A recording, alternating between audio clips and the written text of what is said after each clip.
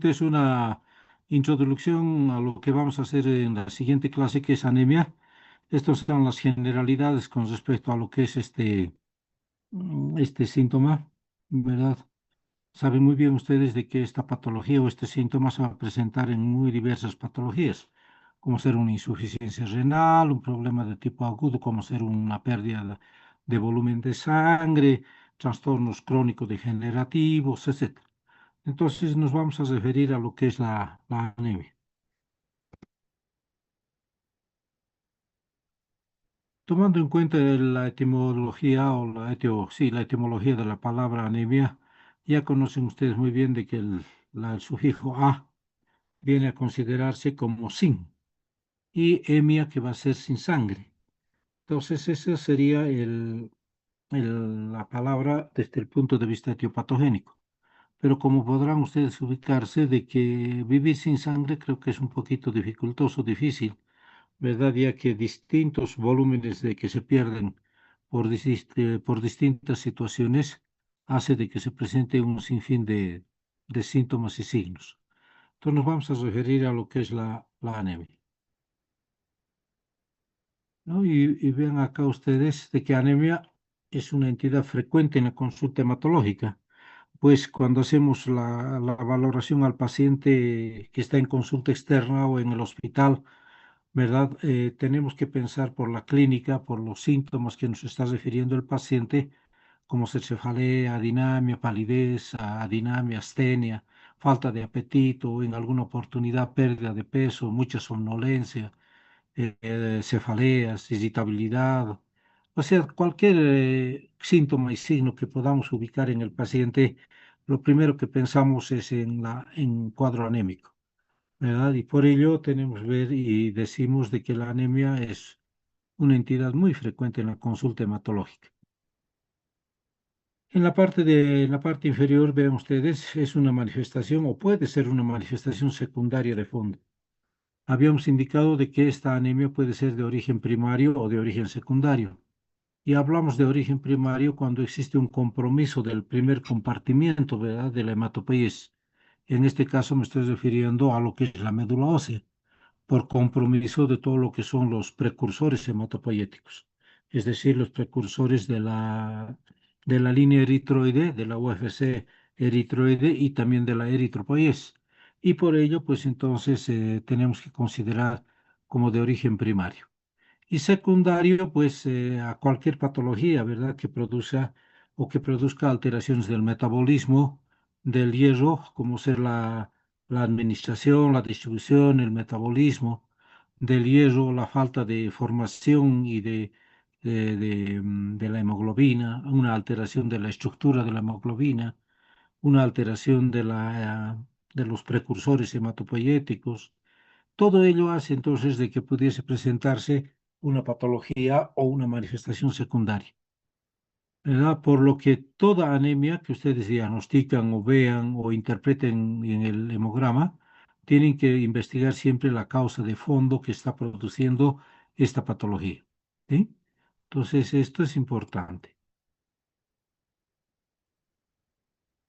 Vean ustedes literalmente qué significa la palabra anemia. Ya les había explicado que es la falta de sangre, ¿verdad? Y creen que es compatible que la vida con la falta de sangre, pues es negativo, ¿no? Yo creo que nadie vive sin sangre. Y el por qué ya conocen ustedes muy bien, porque no nos olvidemos de que la sangre es el elemento, es el tejido especializado, transportador de oxígeno y de CO2, y también de así de todo lo que son los nutrientes, ¿verdad? A todo el sistema, a toda la economía del cuerpo, y ello hace de que el organismo pues esté supeditada a la funcionalidad y a la presencia de sangre y sus funciones. No, por ello entonces vemos de que en la anemia, cuando existe un déficit de glóbulos rojos y de hemoglobina, pues ya presenta ciertos signos y síntomas, ¿verdad? Porque generalmente la funcionalidad que tiene la sangre pues se está incumpliendo. Estuviéramos indicando de que se está incumpliendo en un 25 o un 50% lo que repercute en el sistema o en los tejidos, ¿verdad? Entonces, por ello de que es incompatible con la vida. ¿No? Entonces, desde el punto de vista, vean ustedes de que la definición desde la práctica clínica es la reducción, ¿verdad?, de los eritrocitos por debajo de lo que sería normal para la edad y el sexo. No existe entonces una tabla que posteriormente les voy a mostrar de que dependiendo la edad y del sexo existe una variabilidad de la concentración de los eritrocitos, de la hemoglobina y del hematocrito, hecho que toma en cuenta la OMS para poder clasificar a la anemia tomando en cuenta la concentración de hemoglobina y la concentración también de la ferritina, ¿no? Entonces, estos dos aspectos son importantes para considerar.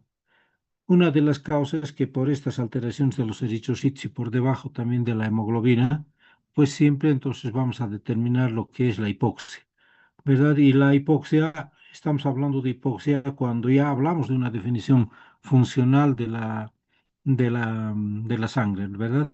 O de la anemia, ¿no? Una definición funcional de la anemia que dice que es el volumen o cuando el volumen de la masa de eritrocitos circulantes es insuficiente para hacer frente a todo lo que a las necesidades a las necesidades que tiene el organismo.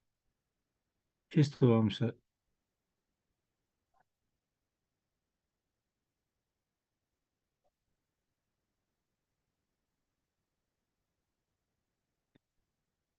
No, entonces, esto les decía, ¿verdad?, de que es un estado en el cual la masa de eritrocitos es insuficiente para hacer frente a las demandas de oxígeno de los tejidos.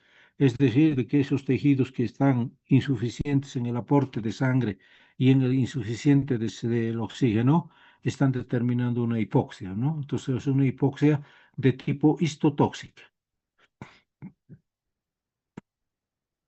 Aquí tenemos las causas entonces de una anemia por el un lado y por el otro lado tenemos lo que son los síntomas, ¿verdad? Las causas, ya conocen ustedes, puede presentarse una anemia por una mala alimentación, ¿no? Un mal aporte de CO2 o perdón, de hierro, un mal aporte de todo lo que son las proteínas, un mal aporte de lo que es la cobalamina, del ácido glutámico, ¿no? Después puede existir una de las causas, la propia o la producción inadecuada de los glóbulos rojos, es decir, una eritropoiesis ineficaz, infecciones que van a repercutir a nivel de la médula ósea y sobre todo a nivel de las células precursoras de lo que es de los eritrocitos y la pérdida de volúmenes de sangre, ¿verdad? Eh, en forma aguda, como son los shocks hipovolémicos, pérdidas grandes de volumen inmediato, o puede ser la pérdida de sangre en forma gradual, transitoria, como sucede en lo que son las eritrocitosis, o perdón, lo que son las parasitosis. Tenemos los anquilostomas, el paludismo, tenemos otro tipo de parásitos que nos generan entonces este tipo de trastornos en la absorción o pérdidas de volumen de sangre o microsangrados a nivel gastrointestinal que nos genera este tipo de anemia, ¿verdad? Dentro de los síntomas que vamos a poder encontrar en la anemia y los más generales van a ser entonces la palidez, que es importante y conocen muy bien por qué se va a producir la palidez. No nos olvidemos de que las partes que son menos, que son más resistentes y que no necesitan gran cantidad de volumen de sangre, pues entonces la piel, musculatura va a hacer que se genere una vasoconstricción y ese volumen que se está disminuyendo a la periferia tiene que irse a los órganos centrales, como son riñón, tiene que ser corazón y encéfalo-cerebro, que necesitan entonces gran aporte entonces de sangre y por ende pues el oxígeno y la eliminación del CO2. Es por eso de que se va a presentar la palidez.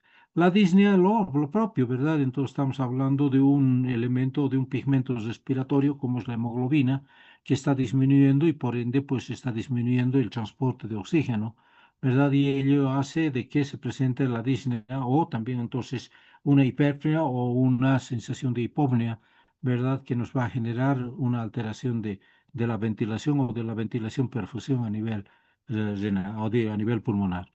La fatiga muscular, ya conocen muy bien ustedes cuáles son las causas y tenemos que determinar, ¿verdad? Entonces aquí la producción de ácido láctico o la falta entonces también de oxígeno a nivel de los tejidos que determinen pues entonces un trastorno metabólico con producción anaeróbica de ATP y también entonces determinar una fatiga muscular.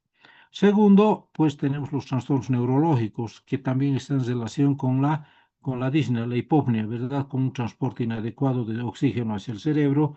Y no se olviden de que el cerebro necesita dos elementos, uno que es la glucosa y el otro que es y el oxígeno, para que tenga entonces una buena funcionalidad, lo que es el sistema nervioso central, ¿no? Y de ahí entonces que se vienen los trastornos neurológicos, como son las parestesias, la somnolencia, la irritabilidad, etcétera, ¿no? Estos son todos los síntomas a grandes rasgos.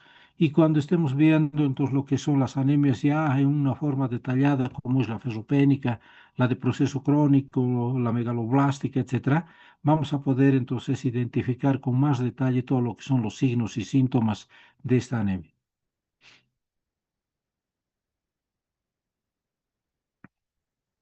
Y aquí la definición convencional, ¿verdad? Entonces, la definición convencional de la anemia, ¿qué dice?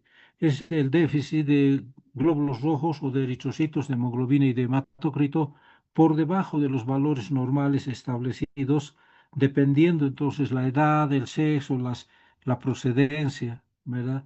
Esto es la definición convencional que no es tan apropiada. Ya les había indicado a los compañeros que un paciente que viene o acude a la consulta proveniente de Santa Cruz o de los Llanos o de los Valles, ellos tienen unas cifras adecuadas para esa área geográfica. Y si se vienen a Potosí, posiblemente nosotros estemos considerando como una anemia, ¿verdad? Cosa que tenemos que considerar. Es por eso de que la definición convencional no es tan aplicable en la clínica, ¿verdad? Lo que sí nos interesa, ¿verdad? Es esto, ¿verdad? De que la anemia es un motivo muy frecuente de consulta, tiene una alta prevalencia en determinado grupo poblacional, en mujeres fértiles, en estados carenciales, y es un signo, ¿verdad?, cuando se presenta en numerosas patologías sistémicas y tiene una amplia distribución geográfica, ¿verdad?, con alteraciones hereditarias de membrana, sistema enzimático y hemoglobina de Matías, ¿no? Entonces, esta patología de la anemia está dependiendo entonces a la distribución geográfica, por decirles, ¿qué son las talasemias? Las talasemias no es nada más que un trastorno, ¿verdad? Entonces, de concentración de glóbulos rojos, hemoglobina y hematocrito por una alteración de lo que es la estructura del grupo M, ¿verdad? Con una alteración de lo que son las globinas alfa o beta y que va a determinarnos, pues, entonces una talasemia y por consiguiente lo que es la anemia o una hipoxia secundaria, entonces, a este tipo de trastorno, de la hemoglobina, que son las hemoglobinopatías que juntamente estamos relacionando con las talasemias. ¿Listo? Entonces, de ahí, entonces, de que es muy, muy importante el análisis de cada uno de estos parámetros o de generalidades que les estoy refiriendo. Otro aspecto que tenemos que considerar, vean ustedes acá, de que la concentración de oxígeno, ¿verdad? La concentración de oxígeno tiene que atravesar entonces este tabique. Y este tabique está representado todo lo que son el endotelio capilar. Y este endotelio capilar, cuando existe entonces disminución, ¿verdad? En su concentración este oxígeno, ¿verdad? Por una hipoxia, va a atravesar este epitelio, sí, este endotelio capilar y nos va a generar entonces a nivel de la médula, ¿verdad? Entonces una eritropoiesis ineficaz, un aumento de de la destrucción de los glóbulos rojos, ya sea por apoptosis, o también por una hemólisis, ¿verdad? Este hecho entonces de disminuir por eritropoiesis, eritrocatesia, hemólisis, genera una disminución del volumen, de la cantidad de glóbulos rojos y llega a ustedes, entonces vean ustedes a la médula ósea en menor proporción de oxígeno y nos genera las hemoglobinopatías, la concentración inadecuada del 2,3-DPG y generamos una hipoxemia. ¿Vean?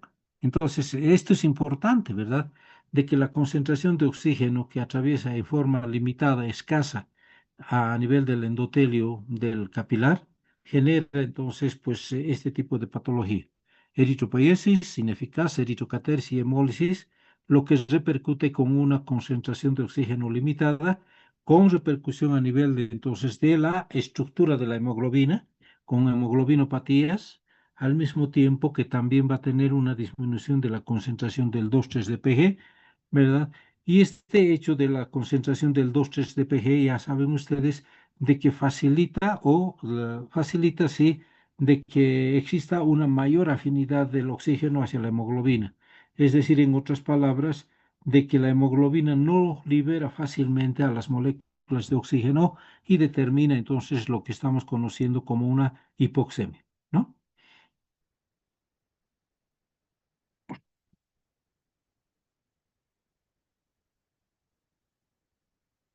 ¿Cuál es la fisiopatología de la anemia? Entonces ya conocen ustedes muy bien cuál es la causa o cuál es la fisiopatología que se va a presentar.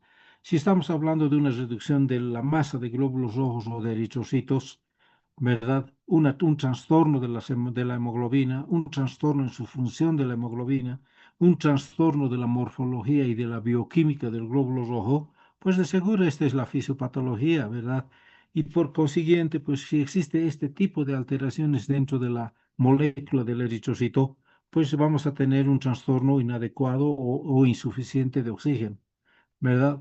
Que va a generarnos, pues, secundario, ¿verdad? A la reducción de la masa de glóbulos rojos, ¿verdad? Y lo que genera que un déficit de producción de hematíes, destrucción acelerada de glóbulos rojos y una hemorragia, ¿no? Estas son las causas por reducción de masa de glóbulos rojos, por déficit de producción, destrucción de acelerada y por hemorragia. Puede haber una alteración de la función anormal de la hemoglobina y la concentración inadecuada del 2,3-DPG, que son las causas dentro de la fisiopatología. Estamos hablando en este cuadro, en esta gráfica, ¿verdad? Esta gráfica está representando todo lo que está escrito acá, ¿sí?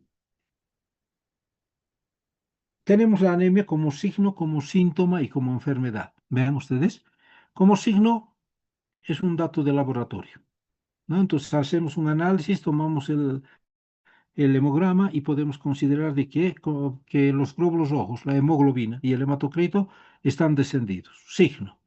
El síndrome, ya si tomamos en cuenta el conjunto de signos que son entonces del hemograma y también los signos que se van a presentar, ¿verdad? Una queilitis, una palidez, una taquicardia, son signos, ¿verdad? Que nos está refiriendo de que está habiendo algún trastorno cardiovascular por concentración o por hemoconcentración o por hemodilución, por carencia de glóbulos rojos, ¿verdad? Y también los síntomas que nos va a presentar el paciente, va a haber somnolencia, astenia, irritabilidad, cefalea, etcétera.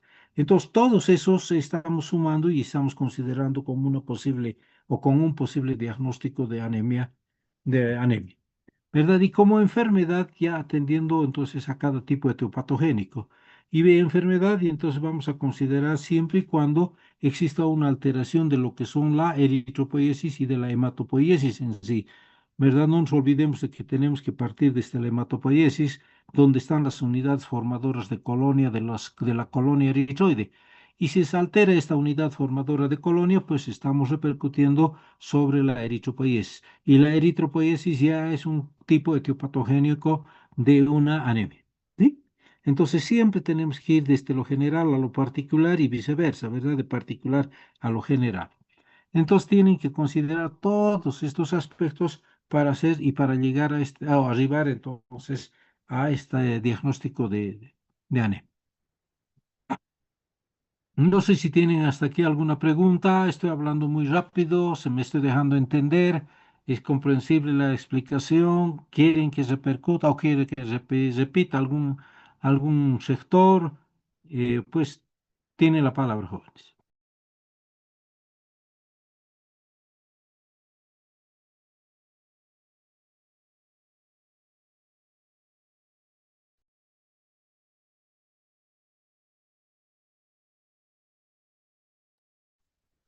Todo Creo está que no claro, hay doctor. nadie. Sí, dígame, dime. ¿Puede repetir la última parte, por favor, doctor? ¿Qué parte están queriendo que del, de la fisiopatología de ahí? Sí, doctor. Ya. Entonces, dense cuenta de que cuando hablamos de hipoxemia, ¿no? Entonces estamos en esta parte inferior. Estamos hablando de hipoxemia, es decir, la concentración de oxígeno en sangre que está disminuida. Si se dan cuenta, aquí yo tengo oxígeno en pequeñitos, en color azul, ¿verdad? En tres moléculas. Pero normalmente debería existir así, un oxígeno grande con flechas grandes. Entonces estamos hablando de una concentración de oxígeno adecuado, ¿verdad? Que es necesario para atravesar el endotelio capilar para ir llevando el oxígeno hacia los tejidos.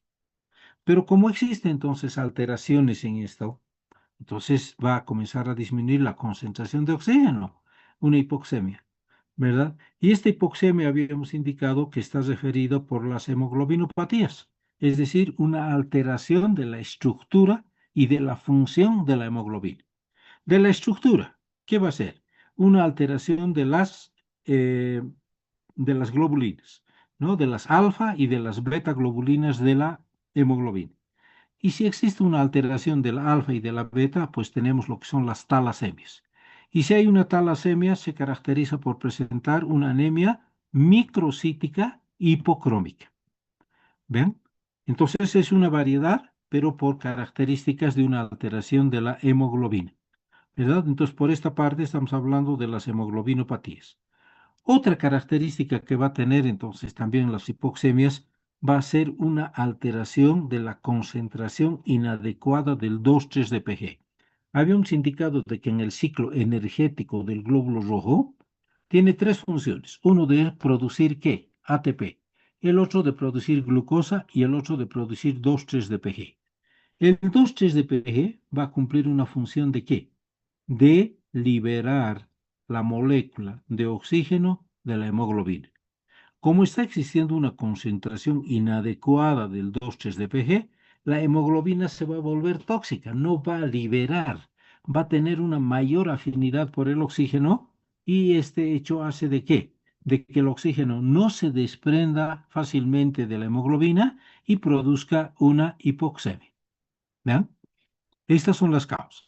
Por un lado. Por el otro lado, también se puede presentar una deficiencia o un déficit de oxígeno a nivel sanguíneo por una eritropoiesis ineficaz, es decir, de que a nivel medular se está produciendo glóbulos rojos, pero en pequeñas proporciones, por un trastorno de qué? De producción del proeritroblasto, que es el precursor del glóbulo rojo. ¿Verdad? Uno. Segundo, puede haber una destrucción acelerada de lo que son los eritrocitos, como sucede en un paludismo.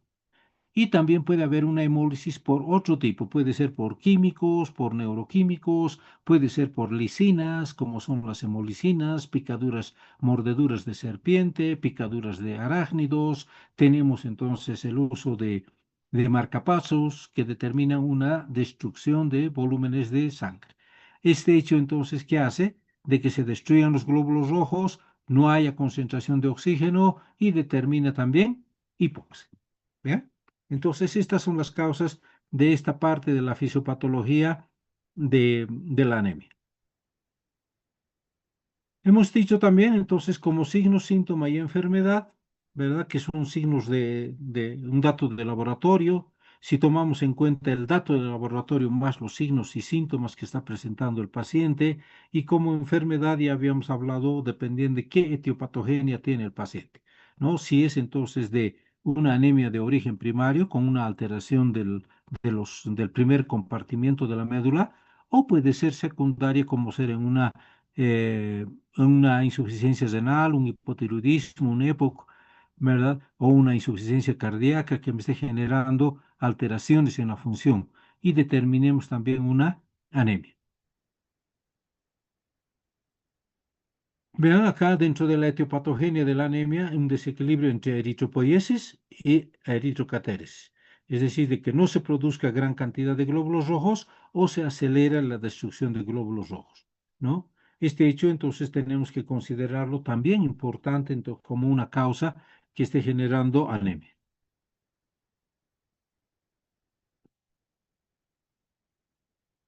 Epidemiología ya conocen muy bien. Patología frecuente en la práctica clínica, 35% de mujeres, 20% en los varones tienen anemia. Esto ya está en relación entonces a las pérdidas sanguíneas, ¿verdad? En relación con los ciclos menstruales.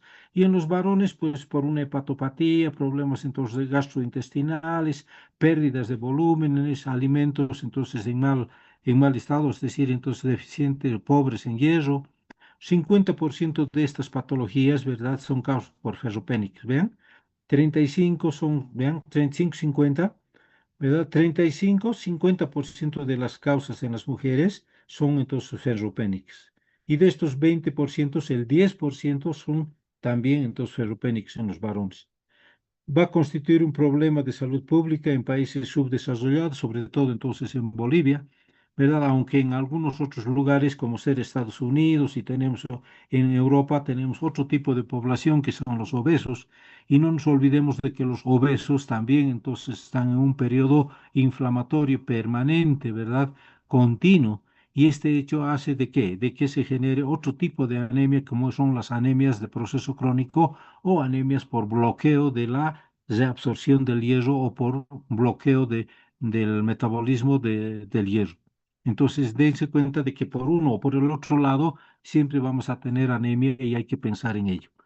Niños y mujeres van a tener entonces mayor riesgo de presentar este tipo de cuadros, ¿no? Entonces, por las condiciones que ya les estoy explicando, malnutrición, amamantamiento, sangrados, multiparidad, mala alimentación, etcétera, ¿no ve?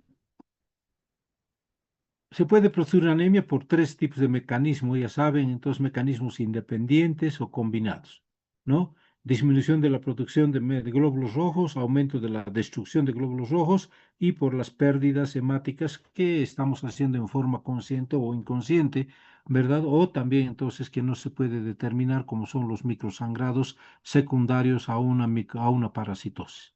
No sé si tengo todavía tiempo o ya no tengo tiempo.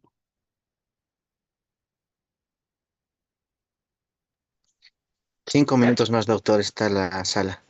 5 minutos, perfecto. Avanzamos entonces 5 minutitos. Y acá tenemos entonces una gráfica, vean ustedes, de que esto es lo normal, ¿verdad? Entonces con una hemoglobina hasta 11 gramos por decilitro, normal. Ya en una media, desde 11 hasta 9,5 ya es una anemia media. Moderada, vamos a tener desde los 9,5 hasta los 8 gramos por decilitro de hemoglobina. Seria ya o severa, vamos a hablar desde los 8 gramos hasta los 6,5 de hemoglobina por gramos, ¿sí? Y finalmente tenemos ya con riesgo de vida, ¿verdad? Tenemos desde los 6,5 hacia abajo, ya tenemos entonces serios riesgos. Y aquí tenemos que pensar entonces de que la muerte puede presentarse pues en forma y sobre todo en los cuadros agudos, ¿no? Por pérdida de volúmenes de sangre en forma abrupta, ¿verdad? Como son entonces el shock de tipo hipovolémico, por pérdida de grandes volúmenes, donde se produce aquí mecanismos de compensación cardiopulmonar que ya no va a poder compensar, ¿verdad? Donde el sistema venoso prevascular o presfinteriano o posesfinteriano hacen de que colapse y genere entonces un shock cardiogénico, un shock hipovolémico, un shock neurogénico y finalmente tendríamos entonces la muerte por falta de volumen, ¿verdad? Entonces este volumen de sangre para nosotros es primordial e importante. Podemos tolerar entonces hasta el moderado, una anemia moderada o pérdida de la... Esto es de acuerdo entonces a los grados de anemia, de acuerdo a la Organización Mundial de la Salud. Hasta moderado podríamos considerarlo todavía tolerable con la vida, ¿verdad? Hasta 8 gramos. Ya pasados ellos tenemos que considerar serias complicaciones en los distintos órganos por la concentración de oxígeno y también de las moléculas o de los eritrocitos, ¿no? Entonces hay que considerar esta clasificación. Y tenemos una clasificación de anemias a grandes rasgos. Vean ustedes, aquí tenemos tomando en cuenta los compartimientos del eritrón. Primer compartimiento, células troncales hematopoyéticas. Segundo compartimiento, células precursoras hematopoyéticas. Tercer compartimiento, ya células precursores propiamente dichas. Y finalmente el cuarto compartimiento, las células maduras, ¿no? Esto es tomando en cuenta los compartimientos del eritrón fijo y el eritrón circulante. Desde el punto de vista morfológico, tomamos en cuenta el volumen corpuscular medio. y hablamos de normocíticos, microcíticos, macrocíticos. Y tomando en cuenta la fisiopatología, puede ser congénita adquirida, por pérdida de sangre, como son todas las pérdidas de volumen, las diseritropoiesis, es decir, la presencia de alteraciones de anisopoiquilocitosis formadas ya en el primer compartimiento. El primer compartimiento, las células troncales hematopoieticas, nos va a dar células, pero anormales, ¿verdad? Anormales desde su origen, y por consiguiente eso se está generando una diseritropoiesis. O en el compartimiento, ya en el cuarto compartimiento de células maduras, estas células por alteraciones ya de la presión, por la presencia de hierro en la sangre, cambios de la presión hidrostática, de la presión coloidosmótica a nivel circulatorio, nos genere modificaciones de la forma y tamaño también de los glóbulos rojos, y estamos hablando de una diseritropoiesis. ¿Sí? Tenemos las hemólisis y el tipo de hemólisis que puede ser intracorpuscular y extracorpusculares, dentro del eritrocito y extra o fuera del eritrocito, que van a repercutir o que van a actuar sobre el eritrocito determinando una lisis. Y tenemos finalmente las regenerativas y las regenerativas, o sí, las regenerativas que van a ser de origen central, es decir, cuando exista un compromiso de todos estos compartimientos, el primero, segundo, tercer compartimiento, hasta el tercer compartimiento, ¿no? Regenerativa. Y regenerativas, cuando vamos a hablar entonces desde el tercer compartimiento, no nos olvidemos que en el tercer compartimiento también se están formando ya aquí los reticulocitos. Y el IPR es importante entonces para determinar si es una regenerativa o si es una regenerativa. El índice de producción de reticulocitos, que es el IPR, para nosotros va a ser un valor, una constante que nos va a orientar a si la hemorragia o si la anemia es homogénea o si es heterogénea, ¿verdad? Un valor entonces de 1,5 a 2 de IPR nos está indicando de que es regenerativa, ¿verdad? Un valor entonces por encima o por debajo de 1,5 me está indicando de que es regenerativa, ¿verdad? Del IPR. Por consiguiente, tenemos que considerar este valor como un tope, diremos como un límite, como una señal que nos está orientando qué tipo de anemia desde el punto de vista fisiopatológica se está generando. ¿Listo? Nos estamos quedando entonces aquí en la clasificación de anemias para ya la siguiente clase entrar directamente a lo que es anemia ferropénica. Listo, jóvenes, si hubiera alguna pregunta. Doctor, buenas tardes. Quería Oh, preguntarle